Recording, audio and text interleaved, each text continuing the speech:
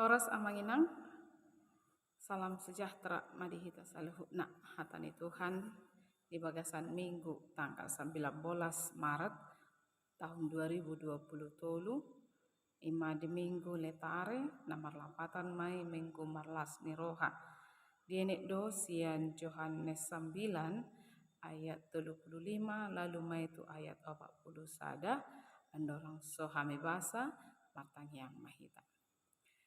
Dame dohot hasonangan sian saluhut naroha imana mangarajai ati-ati dohot pikiranmu di bagasan Kristus Yesus Tuhatai. Amin. Hamijahama turpuk di minggu letare Yohanes 9 ayat 35 lalu tu ayat 40 sada. Songonon mahatani Tuhan halak nama pitung mangihut kon partondion. Di bagi Yesus nadung dipakaruar halahi bayoi sian bagas paribadatan. Jadi dung marsuo dohok bayoi didok Yesus matusia. Persaya deho tu anak ni jolmai di alusi bayoi ise dehei Tuhan leng pabua majolo tuau anso leng persaya autusia. Di alusi Yesus madung diidahoia. Nama katai dohot hosan nari imaya. Persaya doa Tuhan ninna bayoi. Dongi manuka maya marsomba di jolo ni Yesus. Diduk Yesus laho madalat kon uhum do uban narwau tu portibion. Anso marnida akan nama pitung. Jana halak namarnida gabe mapitung. Jadi dibagi halak parise na adong disido na didok ni Yesus songoni gabe didok halahi matusia na didok rohamu do nama pituk kamion dia lusi Yesus anggu sugari mapituk kamu so namar dosa hamu tapi harani na didok munui marnida do hami imana patadahon leng namar dosa do hamu ola ni imah sahatna damang denang na dihaholongan di bagasan Kristus Yesus. Topik khotbah di bagasan Minggu 19 Maret ima bersuka cita karena percaya.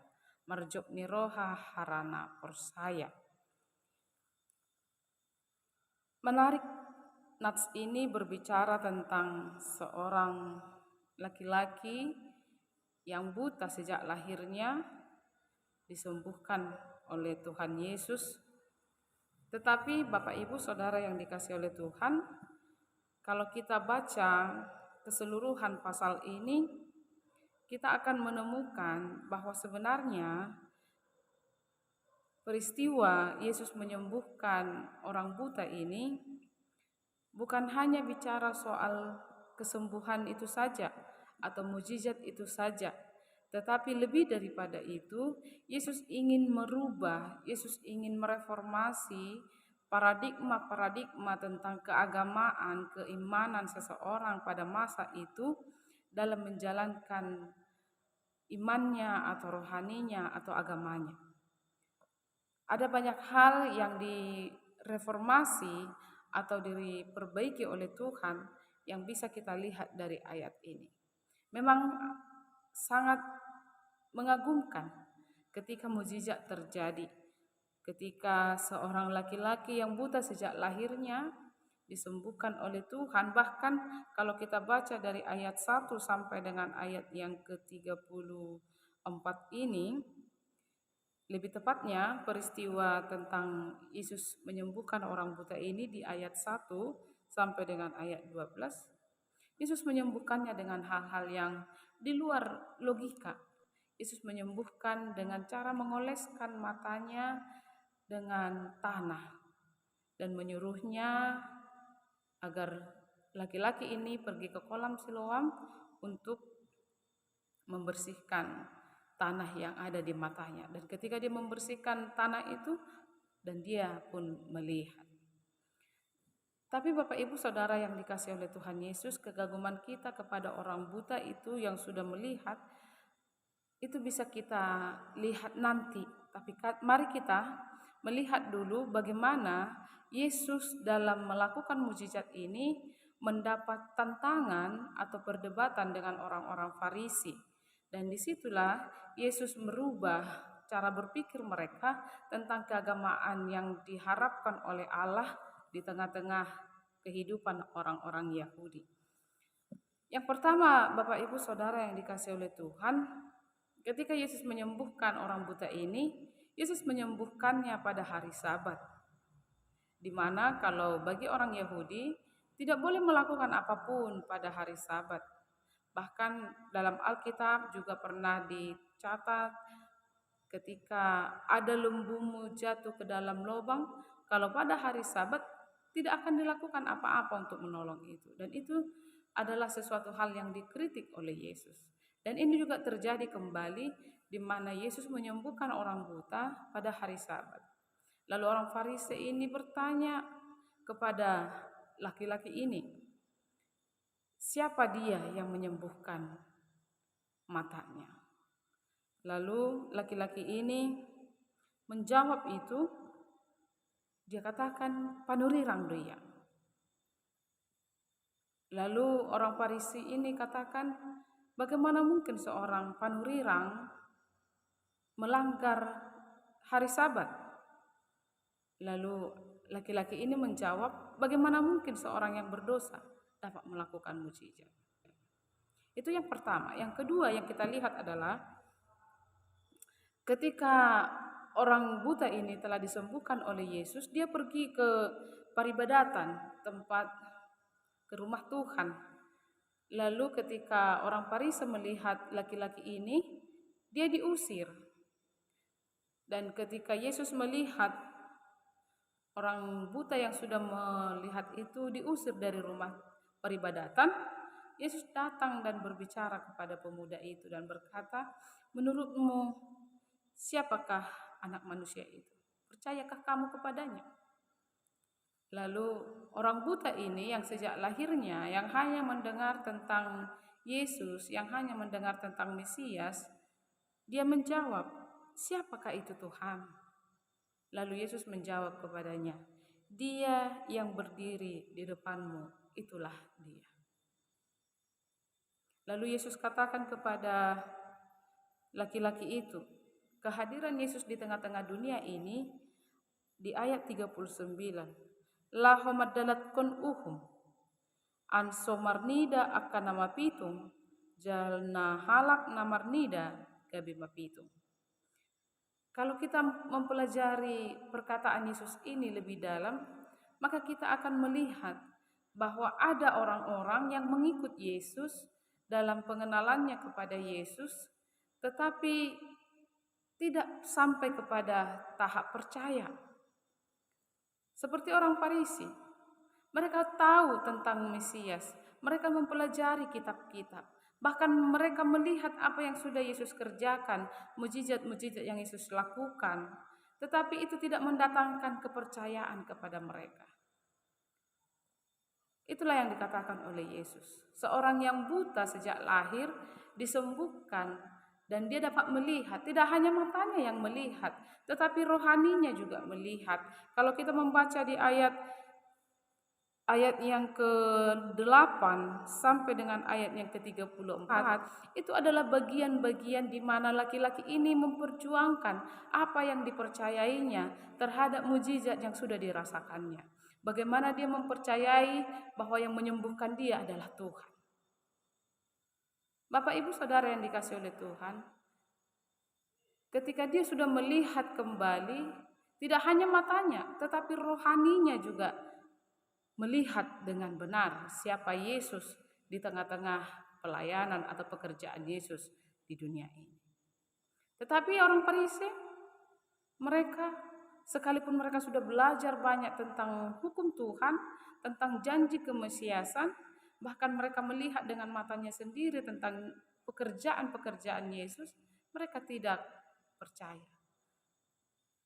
Hati mereka tetap buta. Rohani mereka tetap buta oleh karena pemahaman-pemahaman atau ritual-ritual keagamaan yang mereka lakukan tidaklah didasarkan pada kepercayaan mereka akan kemesiasan Yesus.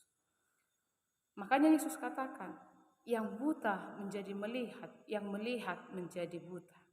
Dalam artian, yang buta rohaninya ketika bertemu dengan Yesus menjadi dicelikkan mata rohaninya. Tetapi yang matanya tidak buta, tetapi karena mengeraskan hatinya, tidak membiarkan hatinya percaya akan pekerjaan-pekerjaan Yesus, akhirnya mereka tetap dalam keberdosaan mereka. Nah, ini dua hal, Bapak Ibu Saudara yang dikasihi oleh Tuhan, yang diubah oleh Yesus dari karya mujizat yang dikerjakannya. Mungkin kita hanya fokus kepada pemuda ini yang dicelikkan matanya. Tetapi ketika kita mendalami nats ini, kita akan melihat bagaimana paradigma-paradigma yang tadi diubahkan oleh Yesus. Sehingga dampaknya bisa kita lihat bagi orang buta itu. Dan celakanya bagi orang Farisei yang tidak mau percaya, mereka tetap dalam kebutaan. Apa yang bisa kita pelajari dari nats ini, Bapak Ibu Saudara yang dikasihi oleh Tuhan? Yang pertama, dari nama minggu, Minggu Lentare, yaitu Minggu Bersukacita, kita akan melihat ayat ini dan mendalami ayat ini dalam sukacita kita. Kalau kita lihat ayat ini, situasinya sangat komplit. Bahkan ketika laki-laki ini merasakan mujizat itu, kesembuhan, matanya dicelikkan oleh Yesus, dia tidak begitu saja bersukacita. Selanjutnya ada tantangan-tantangan yang harus dihadapinya untuk memperjuangkan apa yang sudah dia alaminya dan dipercayainya. Dari situ kita melihat bersukacita tidak melulu soal hal-hal yang menyenangkan, tidak melulu soal hal-hal yang baik, tidak melulu soal hal-hal yang kita inginkan kita capai, hal-hal yang kita doakan kita dapatkan, atau berkat-berkat Tuhan yang selalu kita peroleh di dalam kehidupan kita. Bersukacita lebih daripada itu. Bersukacita lebih daripada hal-hal yang menyenangkan. Bersukacita dapat kita rasakan bahkan ketika kita dalam keadaan sulit di tengah-tengah hidup kita. Seorang pemuda mempertanggungjawabkan, memperjuangkan imannya di tengah-tengah orang-orang pintar pada masa itu bukanlah situasi yang menyenangkan. Tetapi dia tetap memperjuangkan bahwa dia telah bertemu dengan Mesias dan dia percaya kepada Yesus. Bapak Ibu Saudara yang dikasihi oleh Tuhan Yesus, ini membuat kita agar terus bersukacita dalam hal apapun yang kita alami dalam hidup. Jangan patokkan sukacitamu itu kepada hal-hal yang seperti kau inginkan, tetapi patokkan sukacitamu itu kepada Tuhan. Kita boleh mengalami banyak kesulitan, tetapi kita harus menyadari kalau Allah ada bersama dengan kita, kalau Mesias itu menyertai kehidupan kita, maka sukacita juga akan mengikut dalam kehidupan kita. Yang kedua, Bapak Ibu Saudara yang dikasihi oleh Tuhan, ini adalah teguran supaya kita juga mawas diri terhadap ritual-ritual kerohanian yang kita kerjakan. Jangan sampai kita mabuk rohani. Artinya kita menganggap diri kita paling benar dan memandang orang lain lebih rendah rohaninya atau bahkan berdosa dibanding dengan kita. Kita menghakimi dia oleh karena keagamaan yang kita kerjakan, oleh karena pelayanan yang kita lakukan, oleh karena keterlibatan kita dalam kegiatan-kegiatan gereja. Ini adalah pengingat bagi kita, supaya ketika kita melakukan semuanya itu, kita jangan kehilangan tujuan yang sebenarnya, yaitu melayani Tuhan Yesus. Jangan menghakimi orang lain oleh karena kehidupan kita, keagamaan kita lebih baik daripada orang lain. Dari ayat ini kita lihat bagaimana orang Farisi memandang orang buta itu yang sejak lahirnya dalam keadaan buta, sehingga dia dimarginalkan, dipinggirkan, diasingkan, bahkan dipandang rendah oleh orang-orang, bahkan oleh orang-orang Farisi pada masa itu. Tapi ketika Yesus mengubah kehidupan orang buta itu, kita bisa melihat bahwa menghakimi orang lain dan membandingkan kehidupan kita, keadaan kita kepada orang lain, itu bukanlah hal yang baik.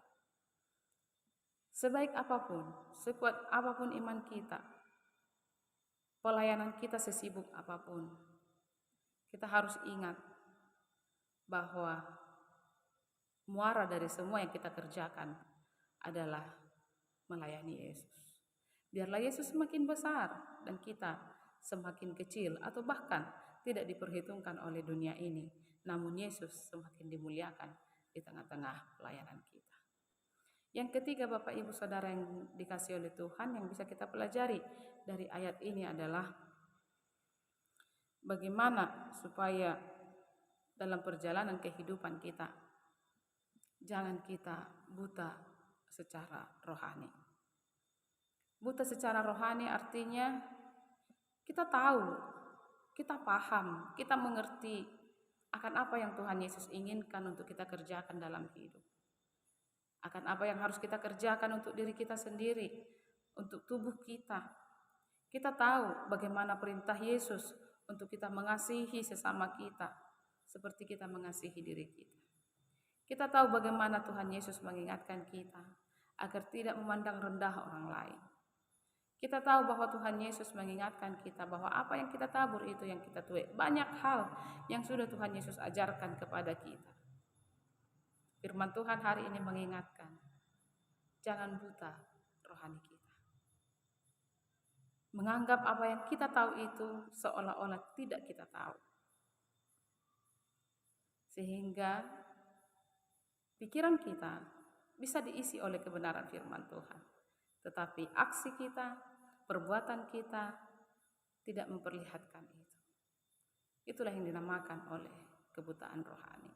Bapak Ibu Saudara yang dikasihi oleh Tuhan Yesus, di Minggu Letare ini, mari kita melihat ketiga hal ini untuk kita renungkan dan kerjakan dalam mempersiapkan kita untuk memasuki masa-masa Paskah, masa-masa penderitaan Tuhan Yesus, terlebih kebangkitannya untuk menebus kita manusia berdosa ini.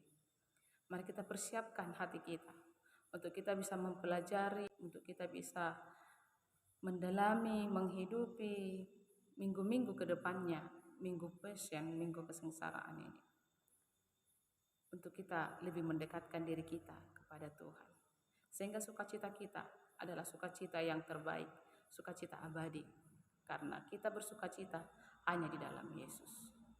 Memandang orang lain, mengasihi mereka, tidak menghakimi mereka. Terlebih yang ketiga, supaya mata rohani kita jangan buta. Apa yang kita kerjakan dan apa yang kita katakan itu adalah suatu garis yang saling berhubungan. Apa yang keluar dari mulut kita itu juga yang terlihat di dalam perbuatan-perbuatan kita. Terpujilah Tuhan. Amin. Kita berdoa. Terima kasih Tuhan untuk firman yang telah menyapa kami hari ini. Biarlah firman ini senantiasa tinggal di dalam hati kami, untuk kami hidupi di dalam perbuatan-perbuatan kami.